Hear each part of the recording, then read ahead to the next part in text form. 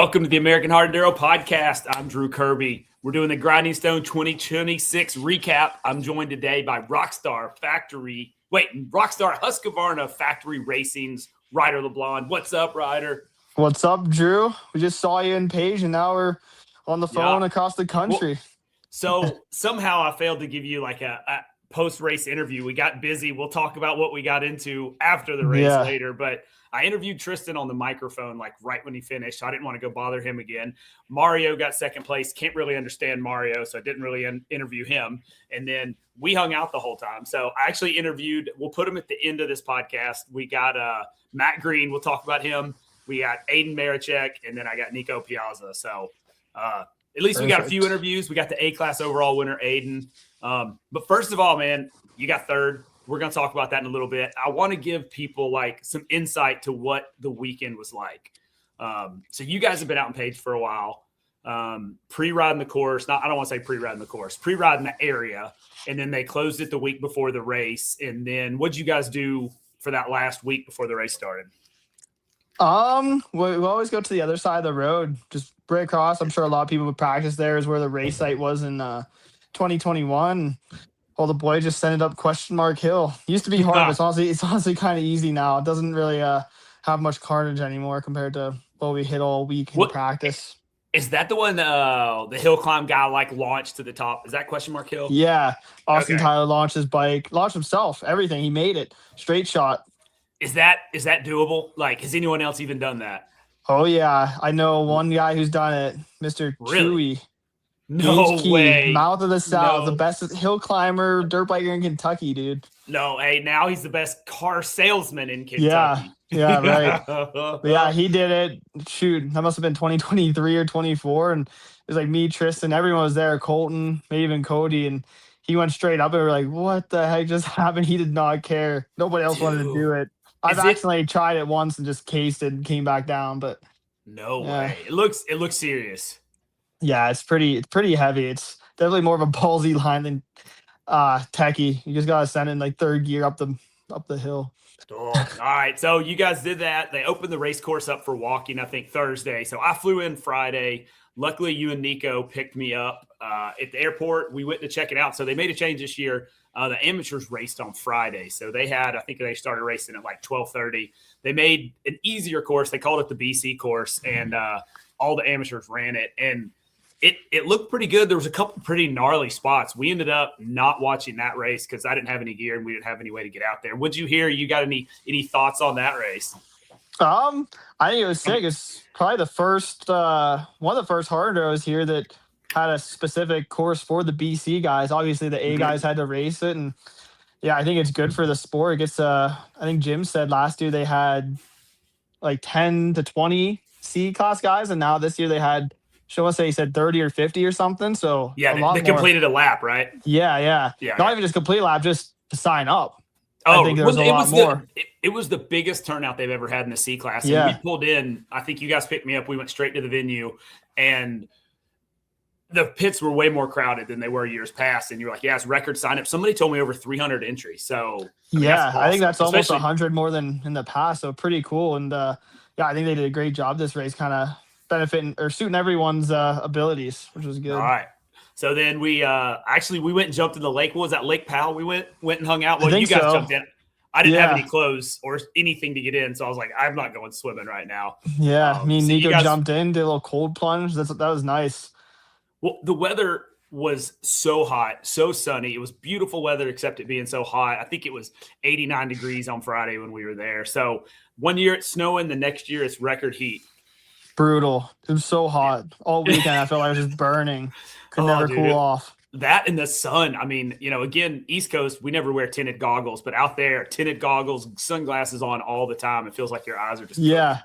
Yeah, it's definitely brutal. Haven't seen the sun in a couple of months till I came out there, so got nice and tan and sunburnt and overheated all weekend. All right, so then Saturday we showed up. We watched the amateurs race that race. Nothing major happened that race. I think Ayden said it was a little bit harder, obviously, than the Friday BC race. Anything you got on that race? You talked to anyone, hear anything about it? I don't think there was nothing big they ran. Much. Yeah, Okay. I don't think I heard much. I think it's very similar to our race three, or the race three, our first race, Yeah. and I think we had a couple added sections. And other than that, I mean, a lot of the stuff that they wrote, I think was pretty gnarly. So good on Yeah, them, it looks and like it. good job to everyone who's close to that top 50, because the race three got a lot gnarlier. So Well, so the big talk of race three, and we're going to talk about it. Tetris got left in, and a lot of people, Jim Flynn, Josh Shecker, everyone were asking, should we leave? Should we take it? Should we leave it? You guys, the top guys, wanted to leave it. Cody's comment was, and Cody is normally on the let's take the crazy stuff out, but he was like, yeah, it's technical and it'll be a good separator. for sure. Yeah. You wanted to leave it in. I know Tristan wanted to leave it in, but you guys made it up. It was the problem behind you. I guess the problem that it created behind you guys. Definitely would have been a good maybe lap 2 section. I actually talked to Jim this morning about it before I left, and he said if it is in the future, if the race happens again, it's gonna be a lap 2 one. So, but yeah, the whole situation was kind of crappy for a couple of guys. But honestly, it wasn't any. It sounds like from what I've heard, it was nothing to do with Jim, US Hardware crew. It seems like it might have been some of the riders or spectators that were just like, screw this, go around kind of thing, which makes the series look pretty bad if just some spectators are doing that. And so pretty bummer that Jim and Josh and those guys are getting the heat for all that. Yeah, and I know that they, according to Josh, they had a plan, and the plan was to get everyone down, stage them, get the people that were in there out, let them a little go, and then start sending the people in somewhat of the order they were on the hill. Then I think the floodgates broke when somebody said we're going to go around, and that's the video we saw that Psycho Enduro posted that it's got so many views, unfortunately. Unfortunately. So this year they didn't do the street rhythm Saturday afternoon because they added that Friday race, a Saturday morning race, and a Saturday afternoon race. So other than the carnage at Tetris, it was a good hard course. What do you think? Because you were third or fourth? No, you were like fourth or fifth. Climbed up to second, and then Mario got you late in the race. You ended up third in that one, right? Yeah. Yep. I think. Yeah, actually, I was in the lead for a little bit and then fell back. I was struggling real bad the first lap. It was so hot and I felt like I was suffocating. And then I just came in for third. Luckily, I think Cody had an issue and maybe Braxton had a couple issues too, and just kind of made my way to third. So shout out to Braxton. Let's talk about this. The most interesting part of the whole weekend for me, behind the scenes, Braxton Hensey shows up and he's racing a champion brick KTM. It's actually Matt Adams' bike. Matt got hurt. I think he broke some ribs, Friday? Friday, I think. Yeah, I don't think he was even planning on racing, so it worked out perfect for Braxton to rip the champion brick machine. Yeah, so something happened with him and Fanuc. Not really sure. Cale was still there racing his bike. I think he had a pretty good race. He was up there, but so I guess Braxton went over to Matt and said, "Hey, man, you got a bike I can ride?" And Matt seems to be helping everyone right now. So we got they Matt have the biggest Green team in the paddock. Dude, it does. And Matt, all four of his riders made it into the final, which is gnarly. So yeah, I love Matt Adams. He's doing a great thing for the sport. There's so many kids he's helping, guys coming up, and I know he loves it. He wants it to be heard and seen. So yeah, hopefully a lot of people hear the podcast and hear me talking about him. I know he wants it out there how much he loves the sport, and it's coming for him. More support's coming for him. They're seeing it. Well, and we talked. We got into some shenanigans Sunday after the race. We all ended up out and about together and talked to Matt. I think we'll have him on the podcast. He's like, "Man, no one will let me come on and talk." And I was like, "Dude, come on, let's talk. You're supporting half the paddock, like you said. Get him on. Let's get him on." So, but back to Braxton, he had an awesome race 2 going. Like out of nowhere, didn't expect it. He ran second place for a lap, maybe a lap and a quarter. Honestly, I think his whole weekend was one of his best races ever. Yep. Low extra motivation. I don't know much about the whole story or anything, but yeah, he seemed fired up, and good on him for hopping on a random bike. Obviously, Matt Adams builds great bikes, as he says, and did good, which was cool to see. Cool. I was pretty happy. Actually, at the end of the second lap in the qualifier, he was starting to have some issues, and I think he was in third at the time, maybe. So I was in fourth, past him, and when I went by, I was like, "Calm down, you're good, dude. You're good. We have a big gap." And I helped him out a little bit because it kind of brought him back to life a little bit, knowing that must have heard the struggle in my breath too from the heat. And just how brutal it was. But yeah, it was cool to see him have a good ride and good result, and good on Champion Brick for helping him out. Yeah, well, and so they ended up back to Tetris. They pulled it out. Braxton was in second, like I said, a long time. Then you got into second. Mario came out of nowhere from like fifth or sixth, caught you, and he just like rode behind you for a half a lap. It seemed like everywhere I was chasing you guys. Yeah, he caught us super fast right in the beginning of lap 2. I saw him come through the finish and had like a pretty good gap. I wasn't like pushing super hard, so I was like, yeah, he'll probably catch me at some point. And I knew bottlenecks were coming up too, and man, like before we even got to anything hard, he was on me like, man, he's hammering. I was not, and like maybe he wasn't pushing super hard, but I definitely wasn't pushing that hard at that point. I was pretty gassed trying to save myself for Sunday for the final. But yeah, he came quick, and as soon as he caught me, I was kind of trying to make it easy to let him by. I didn't want to lead. I was like, it'll be easier if I just follow him. I was taking some bad lines the first lap because they had changed a couple of sections from, I think, race 2 that morning, so there was a little wider. So I was taking lines that I thought were good, and they weren't good. And yeah, I was getting overheated. And he would not pass me. I swear I made it easy on him a couple of times. I think he wanted to follow me because I won last year. I don't know, just unfamiliar, but he was riding better than me in that. And once he got by, I followed for a little bit. I was like, I'm just cruising for third at this point. I was dragging my tongue pretty good. Yeah, like I said, he went on a tear. And what did you think of that race 2 course? They added, like I said, some pretty heavy sections. So it was all the pros and then the top 50 amateurs from race 1 and 2. I guess it'd be top 50 from race 2 that started behind you guys. Yeah, I thought it was pretty good. I mean, there's nothing super challenging for us, I don't think. It was the hardest part was it's pretty slick. Even like the medium to easy lines that were out there from other races seemed really difficult because of all the sand. Anything that was in race 3 only was better because it had grip on it. Not many people had hit it all weekend. Well, that's what a lot of people said, that was like even stairway and a lot of the stuff that you guys just go free ride on is not that bad. But during the race, it all just gets sand everywhere and gets much harder. Yeah, that's because there's 250 guys plus some of them doing 2 laps, so maybe 400 laps on a couple of the sections. We combine everybody, and a lot of those guys are spinning a lot more. It had me questioning my setup going into Sunday out for sure. I was like, man, I've rode here all weekend. I felt pretty good and my moose blew up a little bit and it was a little stiffer because the qualifier setup was a little faster. But I was like, man, I was struggling with traction. And Sunday it was fine. It seems like where all the race, like stairway was kind of slick, but all the other stuff had more traction than anything did on Saturday. So okay, so I remember that for next year. Did you go softer then on Sunday setup wise, tire setup? Yeah, a little bit. Pretty similar. I shaved it the same, but I drilled holes too. Honestly, It was a little bit too soft at the end. I think it kind of got destroyed, but I'd rather be too soft than too stiff. So Mario finished, and I did what I've always do and go around and start looking at tires and feeling tires. And Tristan had probably 30% knobs left and pretty good squish. His Mario's Plus was like a racing slick. And it, I swear, felt like 8 or 10 PSI. It was rock solid. And he said it was hooking up better at the end of the race because he thought all the it was just like so much more contact patch, which more surface area. Yeah, so we'll go on to let's get on into Sunday, the main event. Due to what happened on Tetris, they ended up, instead of taking the top 20 to the final, they took the top 27, tried to right some wrongs, maybe a couple guys that got hosed. I know there's some guys that weren't happy, but again, you can't make everyone happy, unfortunately. So he took 27. Right. One problem was Jim had only planned on 20 going in. Some of the hills, the sections were a little one-lined. But I think Jim made some changes, Sunday morning before the race, and you guys all got on a group chat. It was super cool. The promoters and Jim were all on a group chat with all you riders to hopefully convey some of the changes and make sure you knew what was going on. Yeah, they made the best of what they could have out of that situation just because of everything.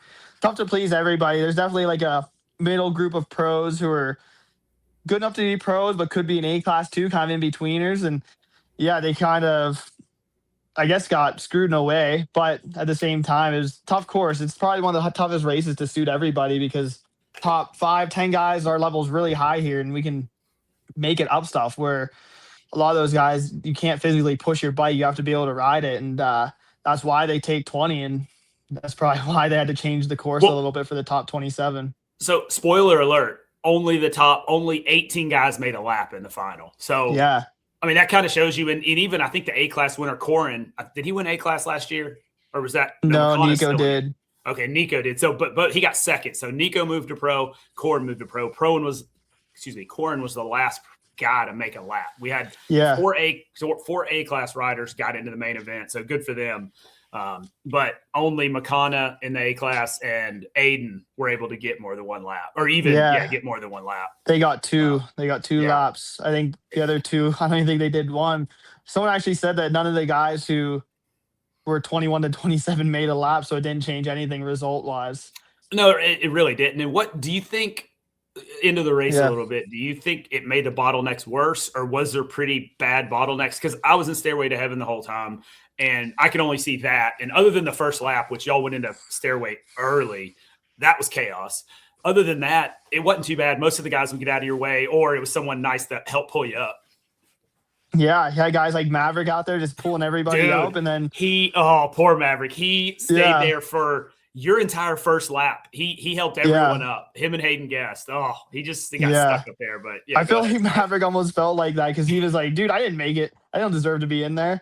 So he was like, "I'm racing because I'm in it, but he's like, I'm gonna help out if I can." I was like, "Dude, just stay on Stairway the whole time." I joked. I think I said to him before the race, but no, he ended up making it pretty far into the lap, I think. I can't remember where I saw him towards the end, but all those guys were close to finishing a lap. But definitely makes it hard when they're sitting at the bottom of a section and there's just pros coming nonstop. They're pretty nervous to get stuck up in there, especially when I come through yelling at all of them.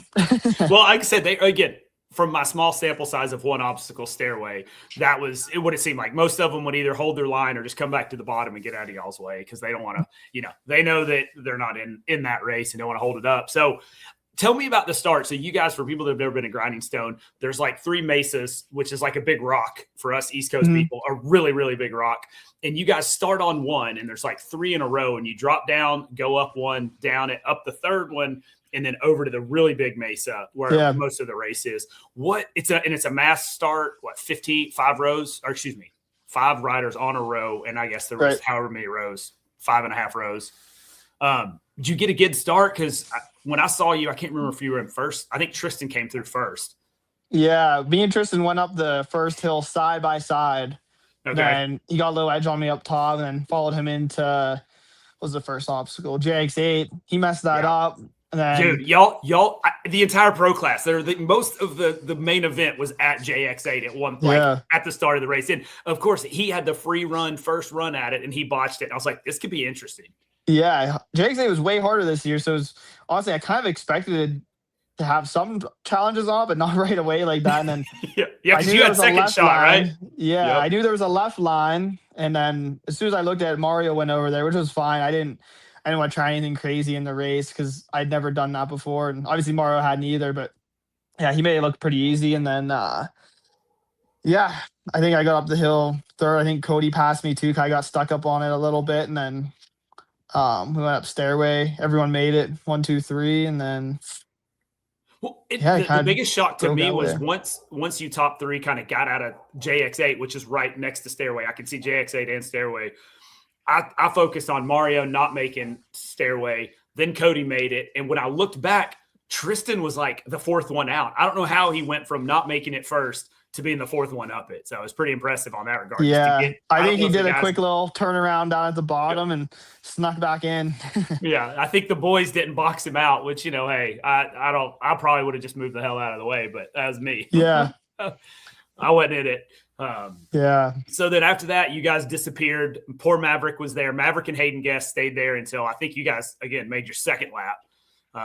You got up Stairway. Tell us about the rest of the race or the rest of the lap. Anything, hardest obstacle, what was the scariest obstacle, some of that stuff. I was pretty nervous of the double bogey splatter. Okay. Not a huge run. I was really in between second and third gear. I hit it in third every time. Oof. But it was I felt a little underpowered, but I was scared I would spin too much in second. Wish I had a 2.5 gear in there. But I went smooth every lap, even the last lap without silencer somehow. And then, me and Tristan went back and forth a lot the first 4 or 5-ish laps, and then had one really bad lap. And also that took the wind out of myself. I was kind of struggling after that to hold on. I'd come into stairway every lap, and stairway is hard enough if you're fresh, let alone hour and a half into a race kind of tired from the heat and from pushing that hard. And yeah, I ended up falling back to third and just kind of rode there the rest of the race. Well, so I heard so stairway seemed to be where you and Tristan made passes. I mean, he would mess up, you would get him. You'd mess up, he'd get you. There's a rut that has developed, and somebody called it Braxton's rut. Is there any story behind that? I mean, it's definitely not just from him. We like to make fun of it because in 23 or 4, he actually made a post about how he hit it this many times. He spent this many days out there and finally got it. So, but no, it's honestly from everybody. Like that's the main line for years, from people pushing and making it, and yeah, just from everybody riding it got deeper and deeper. And I actually messed up my line. 'Cause I usually like hop a little bit and then go up where that rut is, and don't even really almost hop over the rut. But now it's so deep I can't even make it through. So you get up there and get literally stuck in it. You so deep you're getting your swing arm and your chain guide stuck, and it derailed. So Brandon Petrie lost his chain twice. Tristan lost his chain once, and I mean you were right there on him. I think it was lap 4, and I'm like, okay, this is it, because he didn't make it up when it came off the first time. It was on the upper side, and then the second time he rolled back down, got out of your way. He could have just parked in the way, I guess. He at least moved. You hit it, and then unfortunately you didn't make it, and so the battle was back on. Yeah, exactly. Yeah, it seemed like anytime I would make a mistake, he'd immediately make one too. And then, I don't know, I think we were both just pushing so hard and not really being patient enough and rushing into obstacles, where it almost makes us go way slower. I think he got faster at the end because he was more patient, and my last 2 laps were a little more smooth too because I was more patient. Yeah, maybe if we rode like that the whole time, it would have been a battle to the finish, and we both probably would have saved some energy, but yeah, patience was not there in the beginning, that's for sure. No, it wasn't. So I heard he broke a peg at one point, ended up swapping a peg. Did you see any of that, or him with the peg issue, or? No. So that lap, I think, was right after took a while to get up stairway. I remember I got up to the top of stairway. I could see him like way down the next section. I think it was like 2 minutes ahead, and I think I got it down to a minute and a half, and then I saw him in the pit. I was like, I wonder what's going on. And somehow they switched the peg that fast. I don't know how the heck they did that. Yeah. But good on Nigel and Nick. And I think even my old mechanic Marshall stepped in, pitted for me. And Josh Shacker handed me a water. Everyone, it was all hands on deck to get us both rolling since we were both coming to the pit around the same time. And what's crazy is we had a remote pit this year because they didn't want you guys having to run all the way back across to like where the normal pit was. So they carried like almost everything, especially Husky and KTM. So shout out to KTM for letting me, and Husky for letting me ride one of your practice bikes and Tristan's Hawaii bike, because we got done with the race and they were like, oh, hey, the bike you're riding doesn't have a foot peg. You got to ride back with 1 foot peg. I was like, oh, I don't know if I could do this. So that was fun in the sand. Oh, yeah, it wasn't bad. All right, so hold on. We're going to pick back up. I got a special guest. You hung out with him some while we were out there, so I'm going to add him on here. Maxzilla. Oh, man. Token e-bike guy reporting live. What's going on, everybody? Little e-bike boy. Look at you, dude. E-bike boy. Live in the flesh. What can I say? I had to pop in, make sure guys staying in line over here. Yeah. So, hey, we had started. So I wanted to bring you on to talk about Monday in the Burroughs shoot. So Ryder and I are wrapping up kind of the final. So we're basically to the part.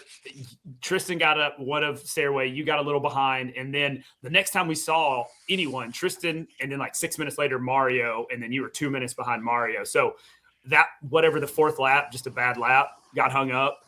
Yeah, I think it was lap 5. Lap 5 is my really bad lap. When I looked at the time, every other lap, me and Tristan started getting close to like 15-minute laps, and then boom, I had like a 22-minute lap, which is not acceptable. That was so bad. I was embarrassed when I saw that lap time. I didn't think it was that bad. I didn't realize I lost that much time, but I messed up pretty much everything you could have messed up that lap, and it kind of screwed me. It took me out of the win. At that point, I was still could have caught Mario, but I didn't really ride that much better after that. So 3rd it is. All right. Well, congratulations on the podium. Anything else we need to talk about from the weekend? Oh, your silencer. So you fell back down stairway once. I guess it was the last time. You disappear, and I went over to because last time they went up stairway, did a full lap, and then they had to do truth or dare, which was like this gnarly last up and down, right, at scoring. So we all kind of shifted around to truth or dare, and I walked over to your mechanic, Nick, who was filling in for Kevin, or maybe your new mechanic, who knows. And I was like, hey, what happened to Ryder? He's like, I know, I'm going to find him. He needs a silencer. And I was like, wait, what? So I heard they found you with a silencer, but couldn't get it on because the head pipe was kinked in. Yeah. So on stairway, the last lap, I was like, okay, I'm just getting up stairway. I didn't care how I got up. I was like, this is the only thing I'm struggling on the whole time. And then hit it good. And then I don't even know what I did. I think I made it in the rut, but then I started falling back. And if I was Petrie with 12-foot legs, I would have been fine. But I'm closer to little e-bike Max's size. So I just fall backwards off the bike and boom, tumble. And I guess the bike just landed completely on the silencer. I looked back. I saw it was bent because it sounded kind of funny. I was like, whatever, just bent in. It'll be fine. Then there was this random splatter right before double bogey. I cased it. And boom, sound just off. Immediately, my bike sounds like an old CR500. I'm like, oh man, I have a whole lap left. I was stressing. And at that point, I didn't know if Cody was on the lead lap or not. So I was like, oh yeah, and I don't know what's gonna happen here. It would have been a lot less stressful if I knew he wasn't coming. But honestly, probably kept me pushing, actually trying obstacles. So glad I didn't know, I guess, in the long run. Then couple things were sketchy. Couple things I didn't even notice the difference. It was had so much top end. Yeah, I just sending up stuff, and I think about halfway through, Nick found me and went to switch it. Realized that the header was kinked, so it didn't even fit. He's like, screw it, I'll just keep going, which is my decision anyways. I was gonna do that anyways. I was like, not worth wasting 2 minutes to put a silencer on when I'm this close to the finish. And then went up the final hill, blew out everyone's you came into the pits, and everyone's like right there, or not in the pits, into the final hill, came through scoring, and I was like, I didn't know if it could make it up because truth or dare is no joke. Yeah. I didn't know how it was going to go because out of everything else out there, that was probably the only hill that was, you kind of have to lug the bike up. Yep. You kind of tic-tac your way, and it was fine. Couldn't believe it. You just cruised right up it. So before we get done with the race and go on to Monday and Max, Stone James Flynn's line up stairway. He went to the left at the top, and literally the rut's on the right side where you guys go. He hit it the last 4 laps every single time, first time. Like, you tried it once when Tristan was stuck in the main line. Like, is it just that gnarly, or has he just got it dialed, or what's the deal? Both. He's got it dialed and it's gnarly. I did it twice practicing, and before they took the wall ride out, that was my plan to take that line. But it was a little harder to hit because, at least for the first half of the race, you couldn't really hit the wall ride. I think the ribbon got moved at the end to make it easier for some guys. But by then I was kind of locked into just doing the other line. And honestly, the other line was safe. I could pretty much push it up if I wanted to. And looking back, I wish I would have hit that left line. I think it honestly it would completely change my result. At least would have got second. I wouldn't have tumbled down. And if I got it clean. That's if I got it clean. I was gonna say, but the consequences of not getting it clean are pretty big. Yeah, it is. It is big. If you right at the top, there's a couple spots you can bail out. So it's almost. I think it's a better line. I wish I would have taken. I think a lot of guys will be practicing that next year if we're out there ripping stairway before the race. Well, it was interesting. So the ribbon didn't get moved; it just got tightened up because it's somehow got some slack in it and was like drifting over and like kind of catching you guys. So they tightened it up to gave you another couple feet to go up that line. So, perfect. Yeah, helped us out a bit. Well, all right. Congratulations. We got third. That's all I want to talk about the race. Awesome weekend. Perfect. Thanks to Jim Flynn, the entire Rockstar Motorcycle Club, all the U.S. Hard Enduro guys. It was epic, huge event. Like I said, the weather being good always helps. Lots of fun. Let's see. Tristan first. I'm sure you guys know the results. Mario second. Ryder third. Cody was fourth. James Flynn fifth, and Braxton Hensey on that champion brick bike rounding out the 6th place spot. So Monday. Well, let's talk about Sunday. What did we do Sunday after the race, Ryder? We went and had some dinner. Yeah, then we hung out with Matt Adams and went bowling. So then we were going home, and we were like, let's go bowling. We walk into the bowling alley. Me, you, Niko, Ayden. Matt calls and said, I've rented the brewery, open tab. come hang out. It was like, okay. And it was cool because Cody, his whole crew was there. Taylor Robert ended up there. Mitch Carvoth, one of the old OG hard enduro guys, were there. So we had like an awesome crowd. A lot of the A guys. Fun. So yeah. Hey, thank you, Matt Adams, for having us. And then next thing we know, we get a legend. Yeah, they close the bar down on us, the brewery, and we go to the bowling alley, and it gets fuzzy from there for me anyway. Yeah. Good bowling. I know I got a bunch of strikes. I was pretty proud of that. Pretty sure I won too. Gotta mention that. I don't win many bowl scores often, but I'll say it when I do. But Nico said, Max, you just keep your mouth shut on the ball sports comment. So the funniest thing of the whole bowling experience for me was watching Matt Green bowl. He's never bowled before, and he didn't bowl underhand. He bowled overhand. And he had no concept of what to do. And he was bowling at a 45-degree angle 45-degree angle right or left. He could not go straight. And this literally went 10 feet to the gutter. I thought it was going to go in another lane. He got a couple strikes. He got some strikes. We finally showed him a video of what he was doing. Like, Matt, and he figured out, like, okay, as you guys are professional athletes, he made the adjustments necessary and got some strikes. So I just couldn't believe he was bowling underhand. I thought I was seeing double or seeing something wrong. The fuzziness was getting someone deep. else, Will Reardon, he actually did that a couple years ago when he went bowling too. I couldn't believe it. They must not have bowling in other countries. I guess I don't know. Oh, Max is frozen. Right when we were going to get to him, he freezes up. I know. He's probably getting a phone call. I think when you get a phone call, you freeze up. So if you get a phone call, wait to hear the e-bike boy tell us how he sent it on Monday. He was killing it. All right, so I'm going to have to text him and tell him to get off the phone call. He'll come back. I don't know if he will or not. Max, come back. He was freezing. Let me text him. So Monday, after we survived Sunday, I was feeling really bad Monday morning. I did not want to get up. Thank you to Nico. Thank you, Jim Flynn, for putting us up for while I was there for the weekend. You, Nico, Ayden, all driving me around. And such good host. It was last year I was in a hotel, and Jim's wife, Carrie, said on Sunday, she goes, "I'm so sorry. I put you in that Airbnb with all those boys." And I was like, it was great. Last year I was in a hotel, and it was like we'd get done eating dinner boring. And you just go drop. Yeah, we just you drop me off and I'd be all by myself. So it was good. All right, he's back. Dude, hey, you back, bro? It's moving slow. If you get a phone call, sometimes it freezes you. But yeah, you glitched before that. So he's in too much Wi-Fi on that e-bike, dude. Yeah, dude. The EMFs from the e-bike are just setting it all off. Are you like downloading all your new cheat codes and your maps to the e-bike? Yeah, exactly. I'm downloading the Destroy Rider map right now. Actually. All right, so. You had that on yesterday, that's for sure. Yeah. So for those of you that don't know, we did a podcast, the last podcast we did with this guy. Why don't you introduce yourself? So you say your name right and your bike's name right, and I don't mess it up. Yeah, because Drew can't accurately say my name forever. Worth the shit. So my name is Max Beaupre. I ride for Benel Factory Racing. I'm known as the token electric guy. And yeah, we had a huge day in Big Water yesterday. It was pretty sick. All right, so we convinced you to come down. You were talking about coming down, hanging out for the race. Ended up needing to stay because you were in Utah. What? Are you frozen? We still got you. Oh, now he froze. Look at this. I guess they can't afford internet. Dude, he's so funny. We had such a blast with him. Well, I'll just get into talking about his experience. How about that?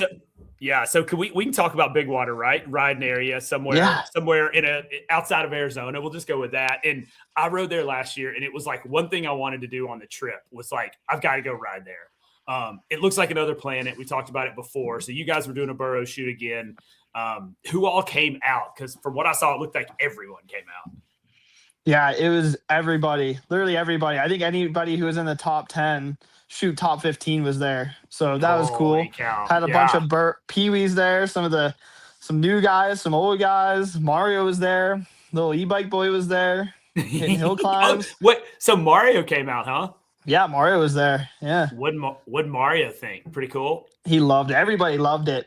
I think out of most of the guys, me and James were like really the only ones familiar with the place. So it's cool to get everyone else out there, and they loved it. They thought it was so sick. I was excited to show Tristan around a little bit.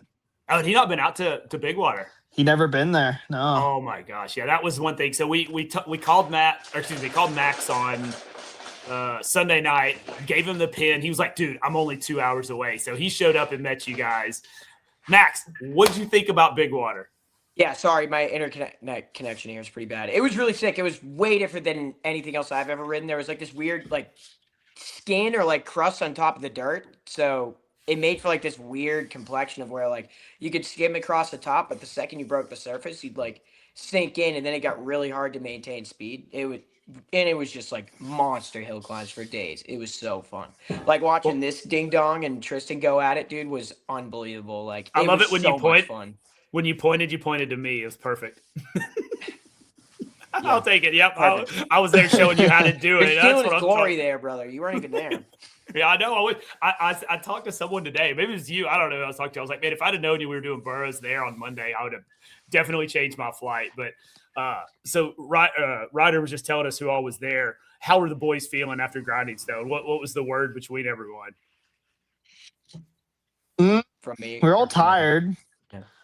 Yeah. Who's talking? Me? I'll talk. Yeah, you go. Okay. Yeah, we were all really tired, so that's the only reason Max was close to us, because he was pretty fresh. he didn't just race the day before.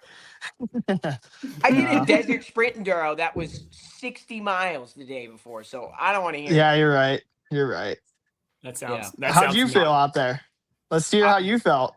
I was cherry, bro. The e-bike was just barking, like just had her in 56 horsepower, like pretty similar. Did to, you? Maybe can a little guy hold on to 56 horsepower? That's a lot. Dude, you should have. They were all like, whoa, dude, the gaps. I was hitting this one gap into this one climb that, that I was the first one to do it, and then they all got revved up. But yeah, because they want to see you die, and if they decide if they want to do it or well, not. no, it was because like.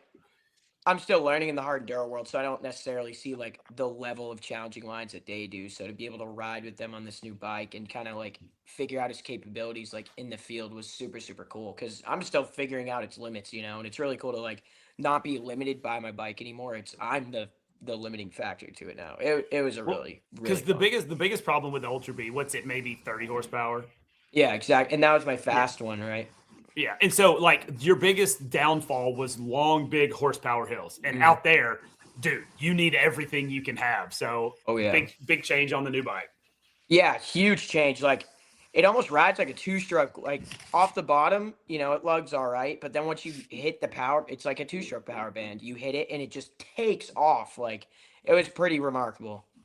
All right, so Max, what was the craziest, coolest thing you saw any of the boys do? Like, was there one thing you were just like? Because when I was there, Cody did this huge line, like he was on the other side of the valley, he was going like side hill, but still moving. The front wheel was like 2 feet above the rear wheel, and he just was pinned on like a 265 YZ, just ripping it.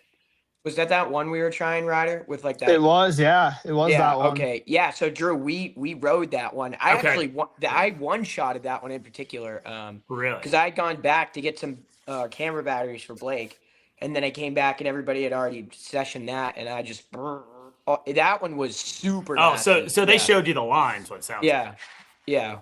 I pretty much just like followed them around all day, like kind of watch everybody hit it, and then just like brought up the rear and just gave it a shot. Man, most of the time it went pretty well. I was very surprised. All right, so most impressive thing that somebody did, Ryder, Tristan, Mario, like something you're just like mind blown. It was definitely Ryder and Tristan. We were trying like this short run up hill climb challenge. It was the first one. And like we started in this tiny little gully, and then they just like swooped all the way up this hill, and then just one shot at this insane like rock cliff at the top that like I never even got close to seeing, but it was just like I think Ryder, did you end up going farthest on that?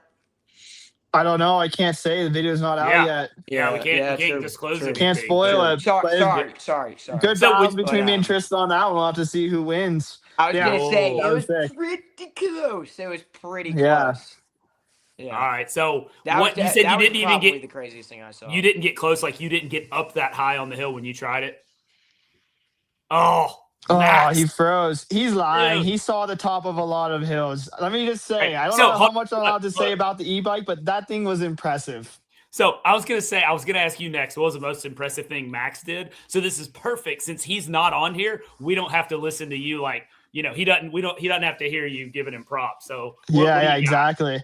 Dude, so first hill we're on, just the warm-up hill. It's actually the one we ended up doing the no run-up challenge, the second one we did. And we had some lines further left with good run. Everyone's showing up. Gonna call a couple people out here, but like some IRC beta boys, they didn't quite make it up first try. Some of the peewees didn't make it up first try. Oh, there we go. Here comes a little e-bike boy on his little stay sick. Boom. Rips up to the top.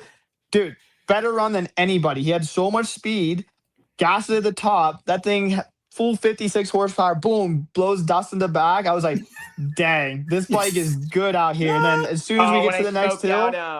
Braxton. Yeah. Or a couple of the guys. I was talking about just the first hill when you got there when we were all sitting at the top. I was talking about that one. But then the next one that we were doing, I think I was like the first one to make it up, and then a couple of the peewees, and then Tristan made it up, and there was only like 4 or 5 of us up there the whole time. And then Max made up that one easier than anybody, which was crazy. I think that bike, I'm gonna give a shout out to the bike and Max's riding skill. He could carry way more speed than everybody up those hills because he could start in first essentially and just keep pulling. Didn't have to shift, didn't have to worry about anything. Not to mention, you have to be able to ride the bike like that too. It's not just the bike; the rider killed it too. Yeah, that was definitely. We gotta stop giving him credit. Did anyone else get on the bike and prove how easy it was? Dude. He froze up again. I'm so mad. Just when we're talking, so did anyone else get to play on the bike? We don't have to say it. Okay, I'm surprised. He was probably so particular about it. He wouldn't let anyone else touch it.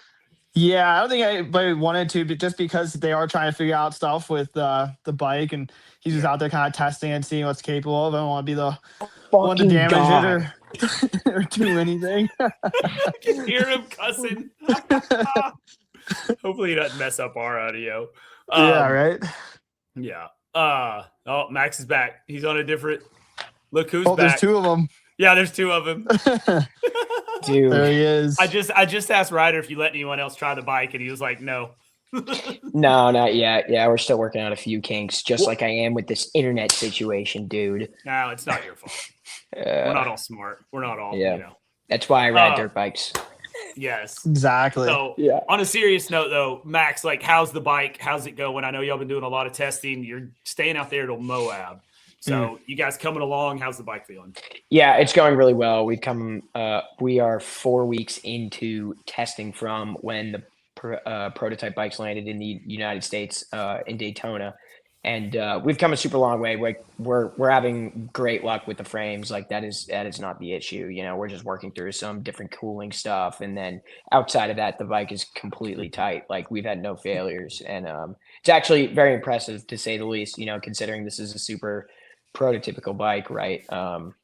At least from my experiences, through prototyping mountain bikes and such, this has been like a really cool process and super efficient at that. We're basically taking like a 5-year progression of these bikes and condensing it into, like 2 or 3 years. So it's going really well. And it's really cool to be a part of.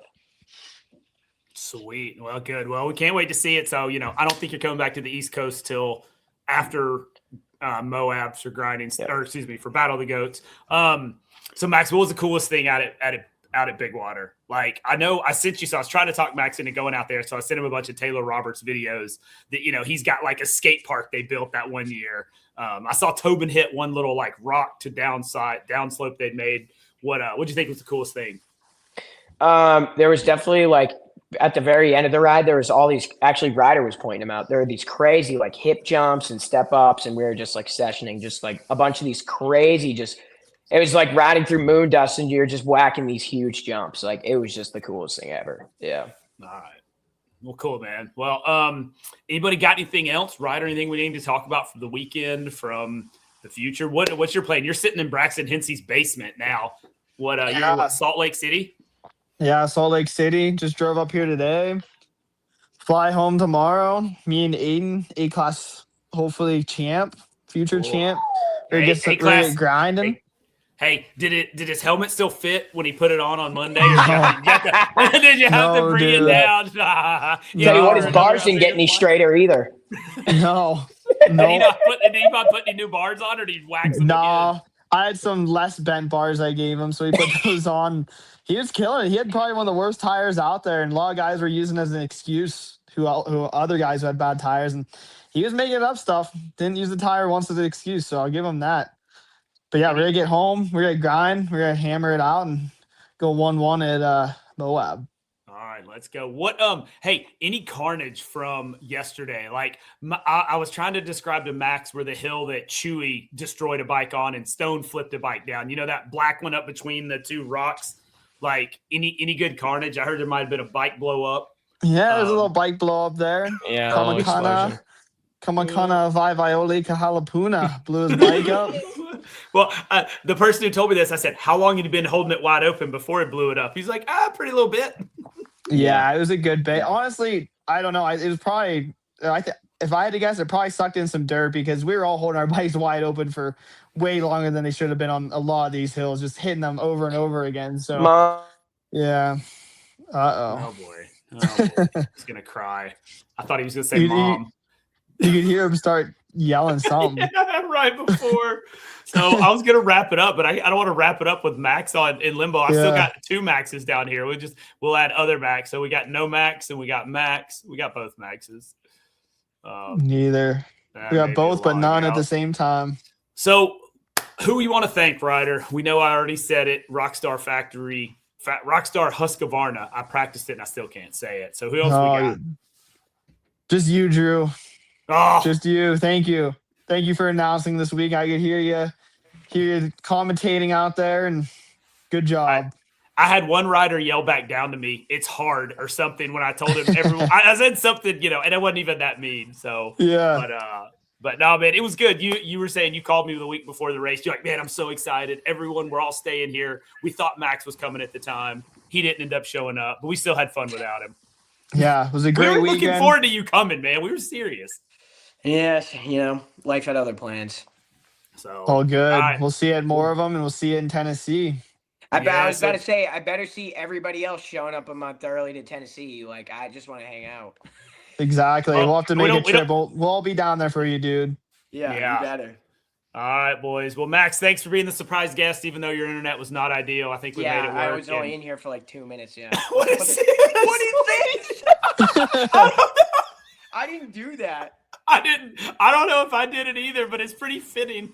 I think that was perfect. Rainbow fireworks. Yeah, what the Rainbow. Rainbow. Yeah, it goes fitting. Break, yeah. All right, boys. Ryder, thank you for your time, and good luck in Moab. And then we'll see you boys at Battle of the Goats after that. See you there. See you guys. Hey guys, Drew Kirby here with American Hard Enduro. I'm here with the South African Matt Green riding the Champion Brick Racing. You've been over here the first 3 rounds, Matt. What's going on, man? Yeah, it's been amazing. What's up, guys? I'm from South Africa and I do race in Europe normally, but this year I thought this American series looks quite fun. I've got some time off, so I'm going to come over and do the first 3 rounds. And so Kingamoto's 3rd, ended up 4th. And then Hawaii on the podium 3rd, and then today ended up 10th. So of the 3 you've done, what are your thoughts? Which one do you like the most, like the least? Yeah, they've been 3 pretty different races. I mean, Hawaii is unique. This race, Grinding Stone, is unique as well with these rocks. I've never ridden something like that. And then Kingamoto's is pretty standard kind of desert race, it seems. So they're all very different. But I definitely say Hawaii was a standout ride for me and was a great race for me, considering I managed to beat all the Americans and only got beaten by 2 Hawaiians. So that felt like a bit of a sweeter 3rd place than a normal 3rd place. That's considered a win. Yeah, I was pretty stoked with that. And then this race as well, I'm actually genuinely stoked with 10th because this is brutal. I survived and I learned a whole lot racing out there. I think I was more focused on, I was a bit scared coming into the race with these big obstacles. So I think that made me struggle to focus and really lock in and hit my markers. But yeah, it was a bit of a survival game out there more than a racing game. Well, what do you think? So you're running Plouse tires. Mario ended up 2nd running Plouse tires, and his had nothing left. Yours has a little more left, but he said his tire was kind of hooking up better at the end of the race. He thought, like, once the knobs are almost gone. Honestly, that's the truth. I mean, I was watching James Flynn practice out here, and he literally had a smooth tire like I've never seen in my life. It looked like a road bike tire, and he was riding up everything. And I said to the guys, maybe that's the move, honestly. Like, when you put them on new, the knobs seem to kind of roll over a little bit and be abrasive on this rock. But when they're smooth, I think there's just more surface area. So, yeah, it could be a move for next year, maybe, honestly. Well, it is crazy. So I'm from the East Coast, lots of slick mud, tree roots, and it's like if you don't have a fresh edge on your tire, you're not going anywhere. So, all right, 10th place here. There's rumors you might be staying, rumors you might be going back to Europe. You're definitely going back to Europe. You going to show up for any more of these U.S. hard enduros? I'd love to, honestly. I mean, our calendars are pretty bad, so they do clash a lot, and I'm contracted racing in Europe. But, if there's one or two that may be possible. It just might be tight on the timing, but yeah, I'd like to come back, and I'd like to come and have some more fun here with my friends and that. I will be at Silver Kings, and yeah, maybe one or two others. Well, I'll try my best. All right, well, you've got you're doing a vlog, you've got some stuff on YouTube. I've watched them, they're pretty good. What was the name of them? I cannot remember at the moment. Yeah, when I came over, it was like I started a vlog series when I said I'd release 2 videos every week. Yeah, was it Wednesday and Sunday or something? Yeah, exactly, Wednesday and Sunday. So those have been, I've stuck to it. It's been challenging sometimes, but I made sure I got them out, made sure I kept my friends up to date, and the vlog series was called Out of Line. And yeah, we're pretty much done with that, but I've enjoyed the YouTube. It's mostly to keep my mom and dad up to date about what's going on, but turned into something a bit more fun, actually. Well, and that was what, I can't remember if you did a podcast with Max or what I listened to, and you were like, I'm almost doing it more so I can look back and remember the times I had. So it's been pretty cool to see like what all you've done. And again, the Hawaiians, you spent time over there, they were very hospitable. You said everyone's been very welcoming. Yeah, it's been sick. I mean, we flew into California, Los Angeles, then 1 week in Vegas, 3 weeks in Hawaii, 1 week in Colorado, 1 week in Page, 1 week in Montana. Like, what the hell? I couldn't have expected such a fun trip. So I normally don't video things anyway, so having the vlog series has really forced me to document everything, and I'm so glad I did, because it's been so funny, honestly. It's just turned into more of a comical thing. Every time I sit behind my computer and edit, I just sit there laughing away with my earphones and like some mad scientist, and the guys are all mocking me, but you know what, it's been good. I've enjoyed it. All right, well, hey, thank you so much for coming over. It's been good to have some guys from across the pond to come. Anyone you want to thank? Yeah, I mean, there's too many people to thank, honestly. All the guys that have hosted me, and the families and the friends. That's probably where I'll start with, because that's been really kind, and I didn't expect to be hosted so well and taken all around America, honestly. So thanks to those people. And then there's 3 main guys that really helped me in the beginning, which is Matt Adams from Champion Brick, Dave McCahill from Gold Creek Lodge, he gave me a bike, and then Josh Shaker really just like hopped on board and just smashed out so many admin things and small logistics that I didn't even know existed, So I've come to realize that without either of those 3, wouldn't have done this as easily. And yeah, it's been great. Matt Adams has taken me on pretty much onto his team, which is one of the better teams in the paddock. Well, hey, and you guys had 4 guys in the top 20 for the final, so that's pretty cool. That's what I'm saying. I mean, like, the team is incredible. There's such a nice vibe. It's a welcoming vibe. Yeah, a lot of people walk past and think they can relate, because there's pros in the team now, but there's also just your normal guys like Matt Adams and Billy Robertson's. They're passionate about riding bikes, so that's why they're here, and they're helping out 2 juniors each. Like, it's so cool, the vibe here, and like, it's really fun. So a lot of people come past and hang out, and it's the place to be. The music's going most nights. Like, we are normally the last to leave the racetrack, and yeah, it's been amazing. I really am grateful to him for bringing me in and kind of looking after me, and we've had a lot of fun, and we've become really good friends as well. Like, it's amazing. All right, well, hey, good luck with your season in Europe, and I'll be at Silver Kings, and hopefully we see you at some more races. Yeah, thank you very much. Cheers, have a good one. Thank you, man. Appreciate it. How was that? No. All right, guys, Drew Kirby here with American Hard Enduro, riding in the car with the A-Class overall winner, Ayden Marinchek. Ayden, tell me about this day, Grinding Stone 2026. Dude, it was hard. Started off battling with Makana pretty much the whole time. Yeah, so originally only 2 A riders, you and Makana, made it into the final. Yeah. Had some problems with Tetris, so they ended up letting 4 A riders in. I think Boogie was the other one, and I don't know the fourth one. Oh, Hayden Guest. Okay. So really, you and McConnell were in front of them. You guys were pretty good. So tell us about your day in the final. Coming through like the end of the first lap, I could not get up this one hill. It took like 7 attempts, broke my starter switch, bent the bars badly, and luckily I had a pretty good gap on McConnell there, so I got out of there before he caught me. Came through lap 1, did not want to keep going. I was like, well, did you know where he was at that point? Like how close? I didn't know. So I'm sitting there for like a minute, and then he comes in, so I had to keep going. Oh, so you just waited and see if he was going to come. Exactly. Okay. That's why y'all were so close. I was at Stairway to Heaven, which is right after the finish line, so that makes sense. Yeah, but then he got out of Stairway, which was the first obstacle of the next lap, way faster than I did. I was just sitting at the bottom until you told me that he came back into the pits.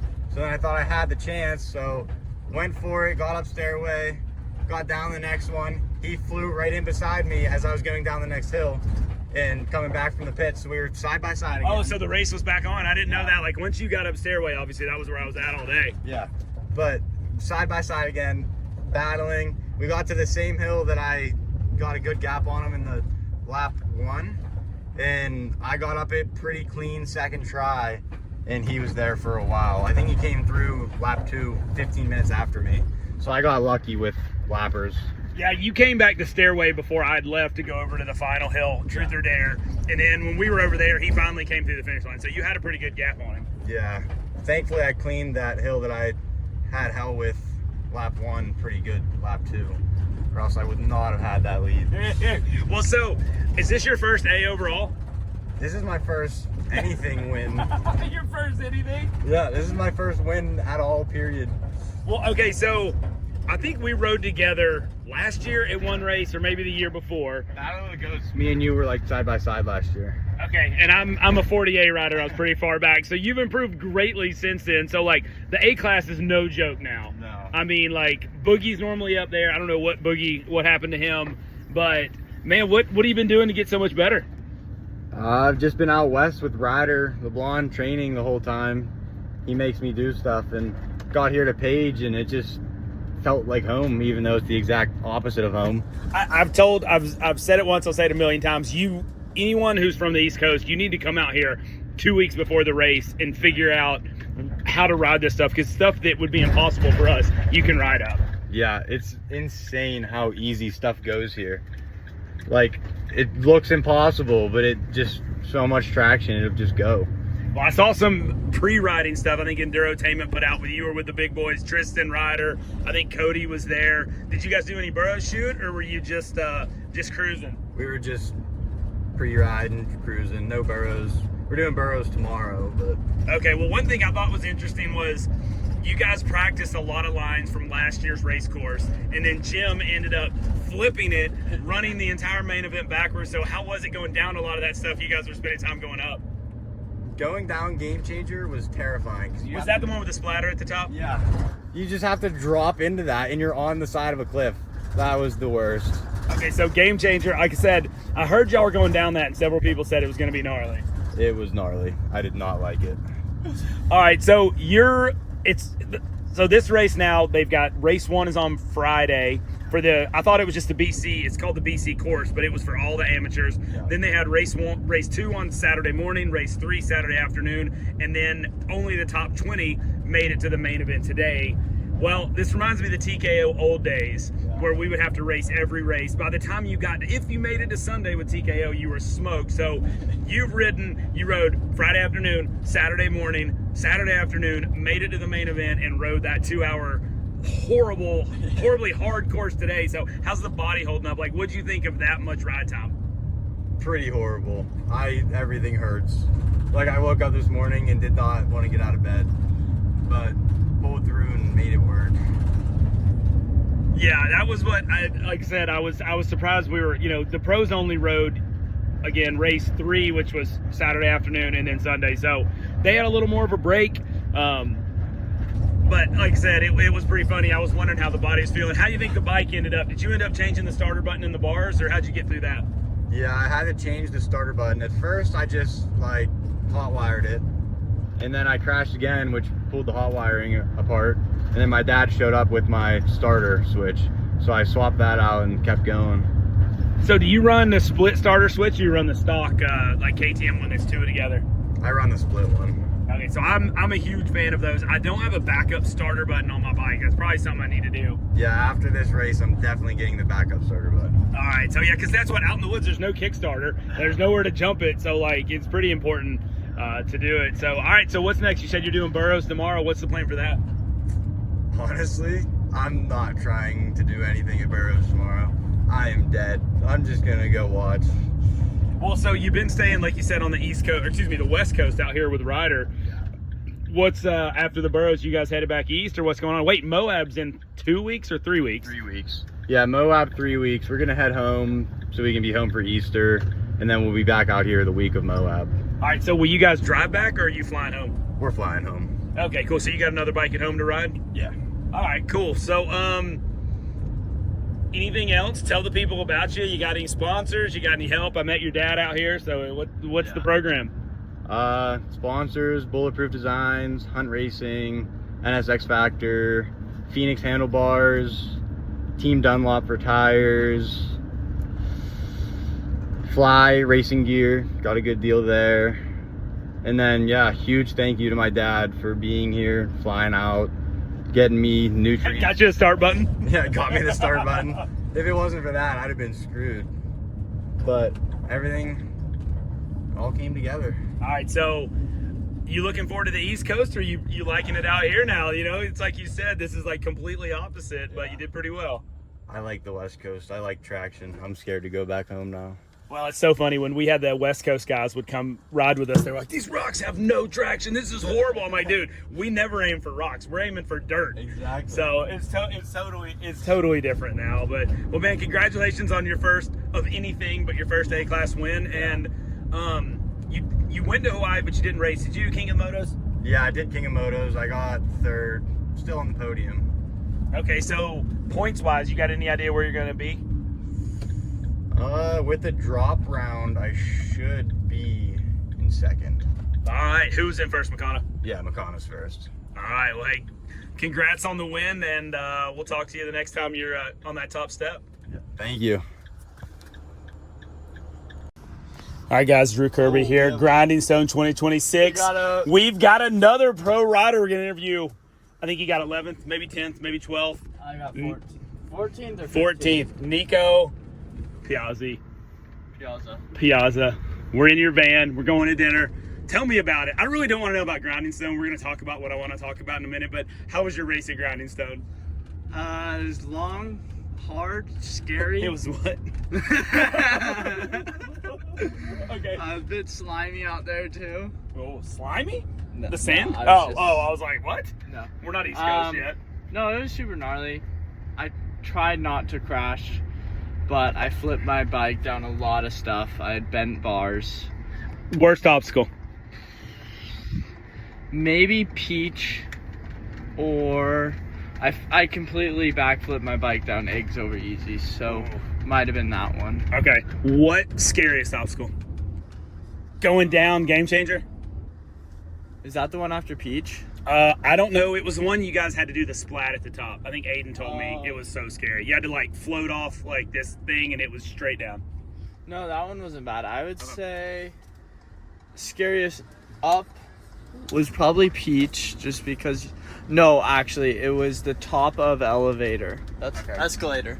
I don't know. The only thing I see is Stairway to Heaven, because that's where I'm announcing. Yeah. So, all right, escalator, scariest thing at the top. Yeah, top of escalator. Is that where you sent it backwards? No, well, I had to slide my bike down it a couple of times. Where did you get your bike hung at the top and you slid down? Because Petrie did the same thing. That was Peach Hill. Oh, really? And I heard you too. And there was like no easy way to get back up. You had to go on a long hike. Yeah, we had to hike around the corner and then up this ridge and then across to our bikes. And while I was there, Braxton Hinsey came by, and he did it was pretty sick. He went up the hill and then side hopped next to my bike. Really? Yeah. He actually rode really well on the Champion Brake bike. I'll give him that. All right, so what I want to talk about, you spent a couple months over in Europe with Johnny Walker and his girlfriend Emily doing Super Enduro. Man, tell us how it was. Like living the dream over there. Was it awesome? Yeah, it was cool. Like just a lot. Going there, coming back, having 3 days of hard enduro and straight into Page is pretty gnarly. Well, I mean, because obviously over there you're not training for long races. You guys, what's a main event at Supermoto or a moto? It's like, I think it's 6 minutes. Okay, so yeah, you're not doing any long stuff. No, but it was a super cool opportunity. I really liked riding the Triumph. That's a cool bike. So you on the 250, I take it? Yeah. Johnny's on the 450. I was on the 250. Is that a class roll? Because you rode like juniors, right? Yeah, but there's no limit. Like you could ride a youth has a 125 limit, like nothing over a 125. Junior doesn't have anything, and pro or prestige doesn't have anything. Oh, Ryder wants in. We got Ryder LeBlond. Ryder, you want to say anything? No. All right, we'll talk to him later. All right, so is there an age limit then? You age out of juniors? Yeah, I think it's like 24 though, so it's. Oh, so you got to make, because you're only what? Junior. How old are you? Hey, I'm 45. That's pretty junior. Yeah. How old are you? Turned almost 18. Almost 18. All right, so you're back. You're from up in Idaho. What's the rest of the season look like? You staying here doing all the rest of the hard enduros? Yeah, I'll be here for the rest of the year, for at least until Enduro Cross, and then we'll see what happens with Super Enduro. Maybe go back, maybe just have an off season. That would be cool, but we'll see. All right. Well, anyone you want to thank since we're doing this thing? I want to thank Drew Kirby for working on my bike this weekend. Oh, I totally forgot about me and your dad. What was it? You broke a clutch, so we had to put a clutch master cylinder on. He just gives me his rear tire and said, make it softer. How was your rear tire? We never got to finish that conversation. The rear tire was pretty good, actually. Do you think it was too soft, too stiff? I think it was a little too soft. But really? But it was good enough. I was proud of Drew for what. Wow. You asked me, I get no payment other than you driving me around. Yeah, that's plenty. All right, so you would have walked home from the airport if it wasn't for me. That's factual. I've been crying about my gear bag and walking home. All right, so why do you feel like the rear was too soft? Because it seems like a lot of these guys like softers better, usually. Usually it's good, but here it's like you have so much grip that once you, like, your tire moves at all. So like if it rolls, which mine was rolling a little bit, not too bad. But when they roll, it just like breaks, and then once you break traction, it's pretty hard to get your traction back. I noticed that a lot on JX8. Like, yeah, as soon as it would spin, it would like break loose and spin a lot. But if people could keep it from spinning, it would hold traction. Yeah, and like another thing is, Ryder was just shaving a moose. I don't think he was drilling, but just because like we're hitting stuff so hard out here. You need it to hold up in the bottom, but you need the initial soft, so. I did not drill it. I only shaved it, but I did not tell you that. So, suck it. I will. But whoa. All right. On that note, we're thanking you. Who else do you really want to thank besides me? Bulletproof Design, Specialty Recreation Marine, Fly. Hey, we got to throw KTM and Husky out there because they did throw a clutch master cylinder on there, right? Definitely KTM and Husky. And your mom and dad for being here. Yep, Dad worked on my bike. Yeah, honestly, I can't remember all of them right now, but they're on my new wrapped van. I was gonna say, let's get out and read. We'll read. Just go down the side. I know D1's on there, so all right, guys. We'll hopefully we'll have some more interviews coming, and congratulations on not dying. Thanks.